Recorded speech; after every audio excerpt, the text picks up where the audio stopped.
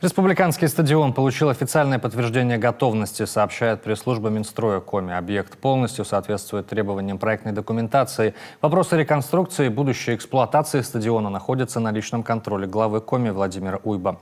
Строители учли требования к безопасности, безбарьерной доступности и современному функционалу. Помимо основного спортивного комплекса проведена реконструкция запасного стадиона. Выполнены работы по преобразованию спортивного ядра, звукового и информационного оборудования, построена новая трибуна на 499 мест.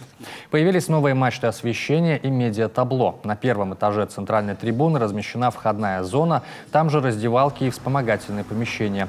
Второй этаж отведен под легкоатлетический манеж и кафе. На верхних этажах конференц-залы, залы совещаний, зона для прессы, комментаторские кабины и комнаты техперсонала. Служба единого заказчика Республики Коми подала заявление на ввод объекта в эксплуатацию. Готовятся документы для передачи объекта балансодержателю, Центру спортивной подготовки сборных команд.